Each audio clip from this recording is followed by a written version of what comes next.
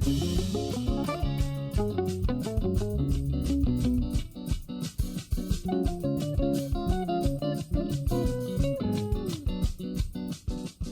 approaching the one-year mark of the war in Ukraine, and as you've heard, millions of Ukrainians have been displaced by the invasion. That includes... That's what it sounded like just a few weeks ago when the world marked the one-year anniversary since the beginning of the Russian invasion of Ukraine. Back on February 24th, 2022, newlyweds Movchan and her husband Vitalli Shkarbun were just about to host their wedding reception in Lviv. Then the bombs started falling, and obviously the party got cancelled, and the couple fled the country as refugees. They arrived in Canada a month or two later. For them, the anniversary of the invasion's also been a time to take stock. They think of their stressful escape that took them on a journey through a handful of European cities and even briefly to Israel before arriving in Canada.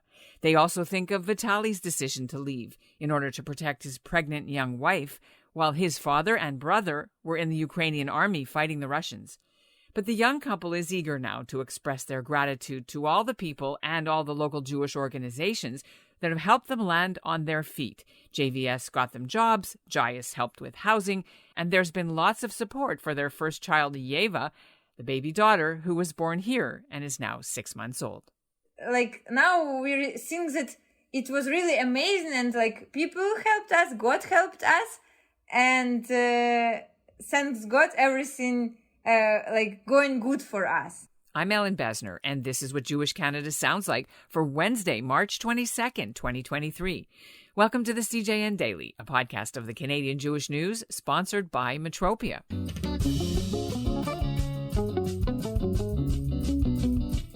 Ina and Vitalli are among the 150,000 Ukrainian refugees who've come to Canada in the last year. She is 24, she's Jewish, and before the war, she was hoping to follow her dreams and open her own travel agency.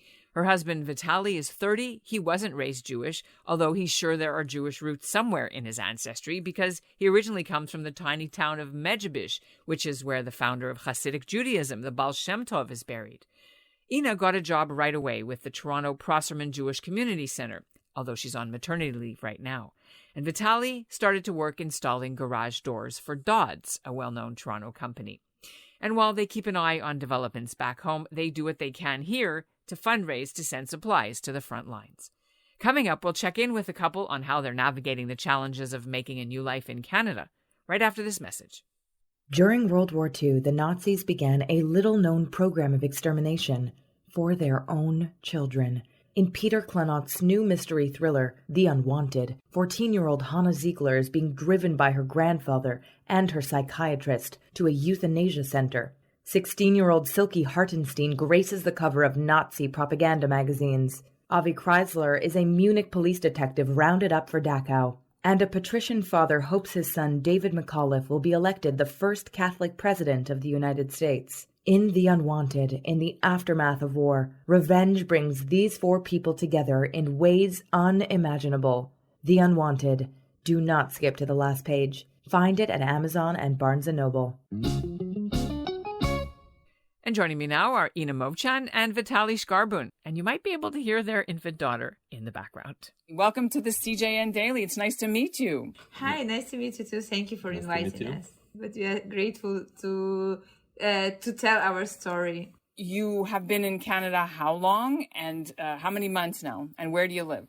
So to Canada, we came in the end of April. So here we are already for 10 months. And now we are living in our apartment, which we are renting. Bathurst and Steeles, right? We always hear from everyone that everyone who started building, who came to Canada and the first year started building their life, all people told us that they also started from Bathurst Steeles. Let's go back a little bit before we start with what's happening now. You were living where when the war broke out? You guys were in Lviv. Lviv. What was it like? What were you doing there as a job, or what were you working at? So before the war began, we wanted to open our little business, travel agency. And everything was created for this. And so you already paid rent, you found a building or an office space in Lviv? Yes. What was the name of your company going to be? Grand Tour. And how did you guys meet each other?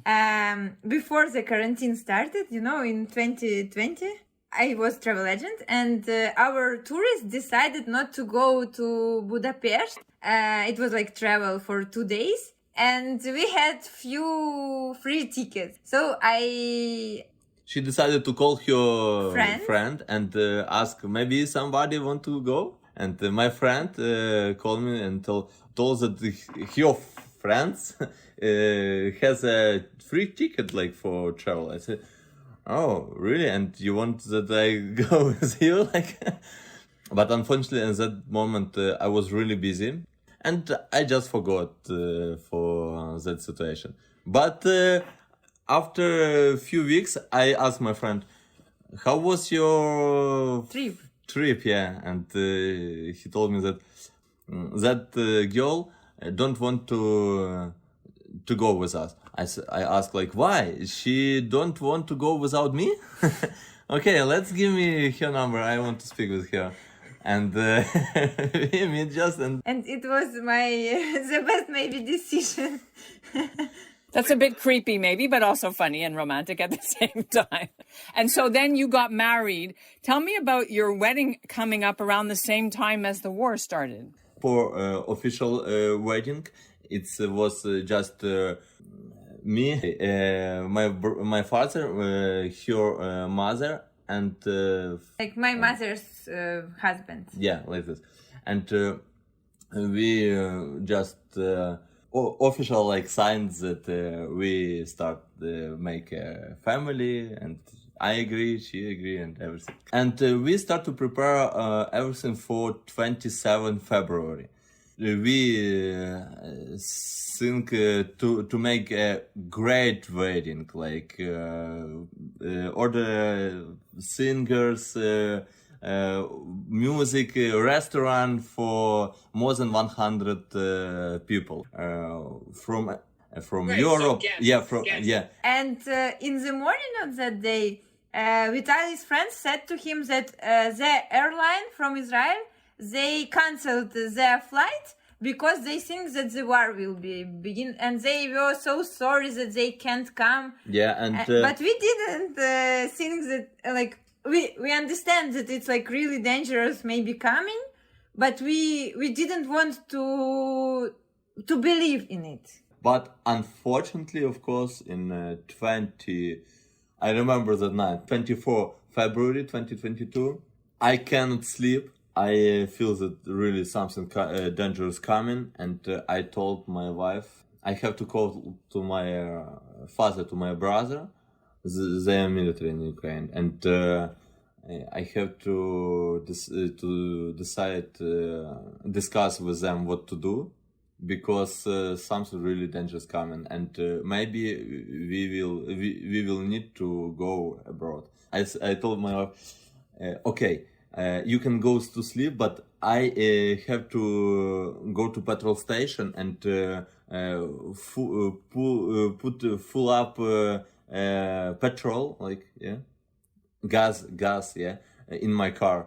And because tomorrow I think that you cannot charge your car, yeah.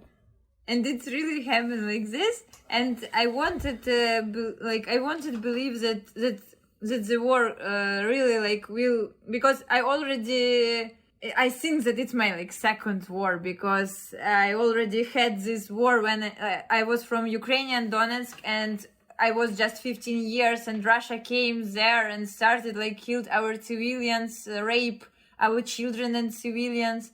And for me, the war started in 2014. But then, because of war, my family and I moved to safe city in Ukraine, it's Lviv. And we started to build our life from the beginning, and we left everything in Donetsk. So what happened to you must have lost a lot of money with your reservations and all the restaurant and the food. I want to make a little bit advertising for her, okay? She one of the best financial manager, okay? And I don't know how she did everything, but we receive maybe 90% money back. I think 80%, but it's still Okay, great. 80% is. Your visas are for 3 years, this Canuet. Are you planning to hopefully go back as a tourist or go back to live? Now we want to create our career here in Canada. You know what? I am not sure that it's good idea to try again, and again, yeah, to build from the beginning new life, yeah. For my wife, it's already third time, yeah. I think it's little too much, like, and we have to stop. We have here job. Our daughter was born here. Of course, we love Ukraine very much, yeah, and we will be visit Ukraine always, yeah. Every year we will be try to visit Ukraine, yeah, and of course we will be help our Ukraine. We helping now for all Ukraine, like how we can we help for win and for stop the war, and after we will be help Ukraine for rebuilding Ukraine. Understood. But you know what? I want to speak to you about that. Young men who come to Canada of military age have been bullied or attacked or getting insulted on Facebook or on Instagram by people who say for not being there. Did that happen to you? Of course, for me, it was a really hard decision because I feel the same. I feel the same that I have to go to protect our country, yeah. And I don't even think that go somewhere. And when we finished to discuss, my father and my brother told me that we have your wife is pregnant, and they told me we will take protection for our country. You will take protection to take care for our family, okay? I said, okay. And they told me, when we really will be so that war it start, you get start on the road, okay?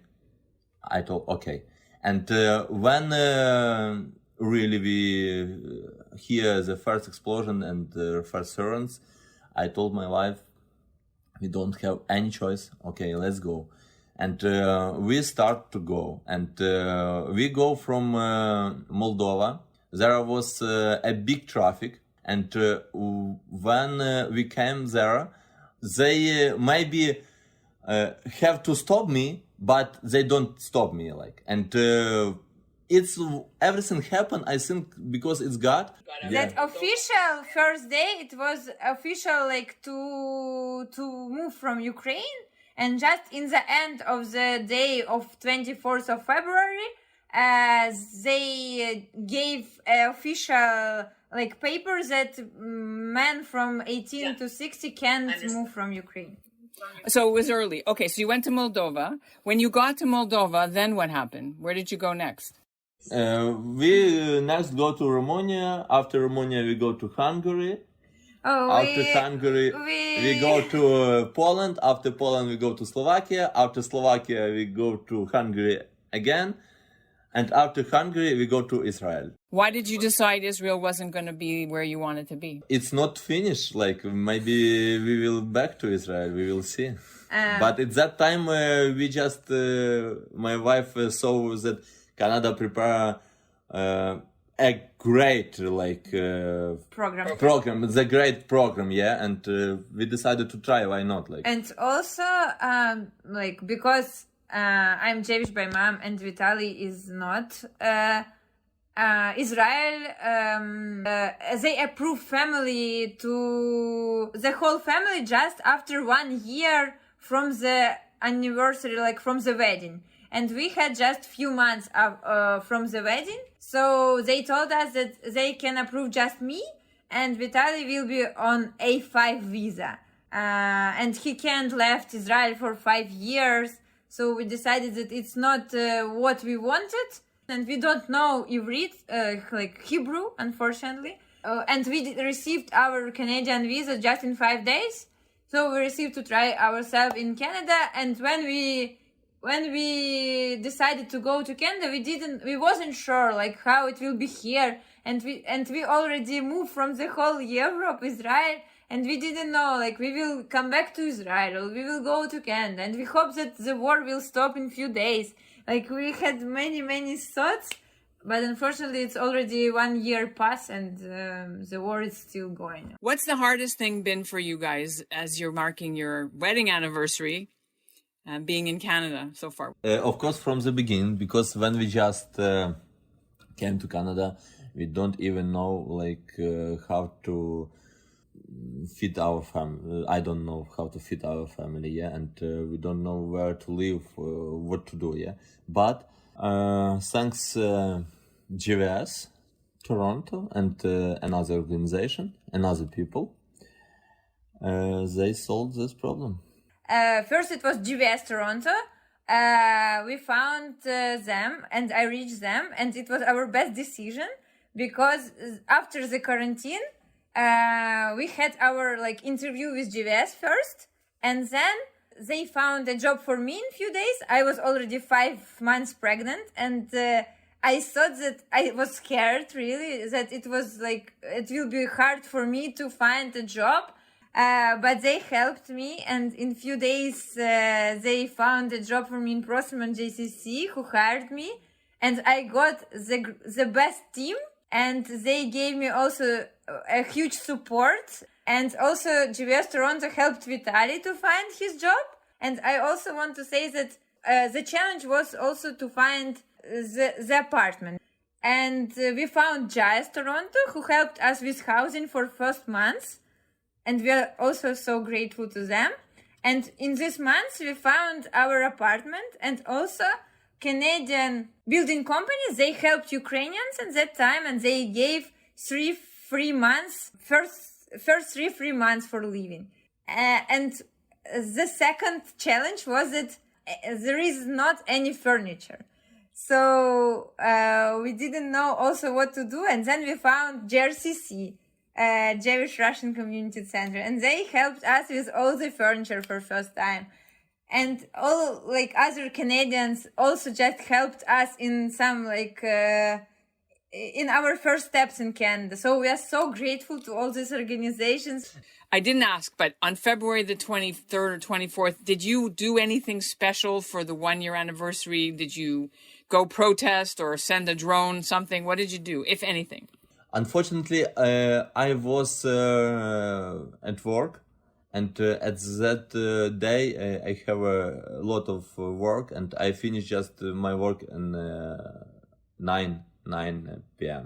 And we don't go anywhere. But I told my wife at that day in the morning we sent like share for support to Ukraine.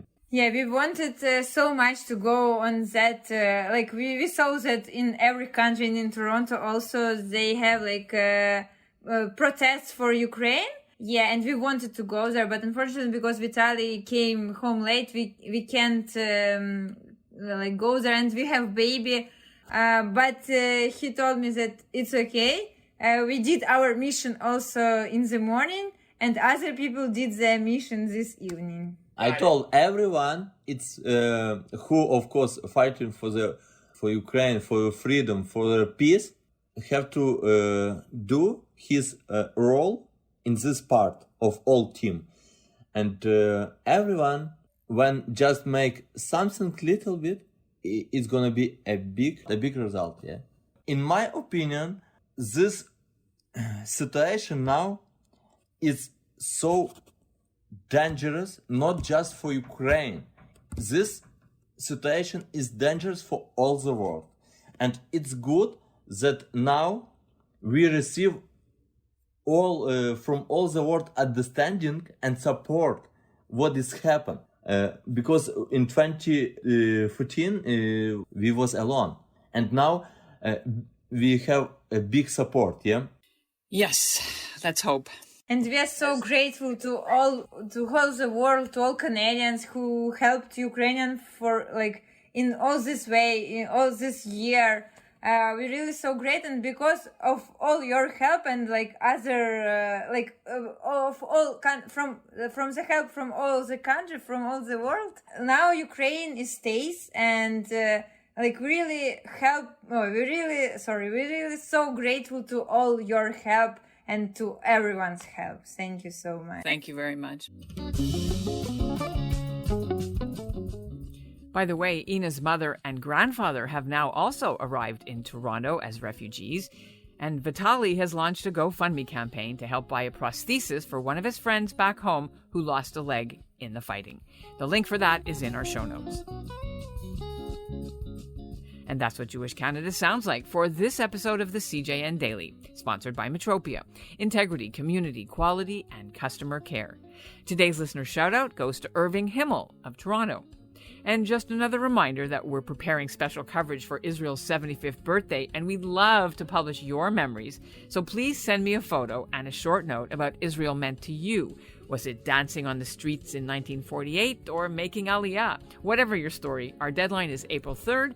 Email me at ebessner@thecjn.ca. Thanks for listening. Talk to you tomorrow.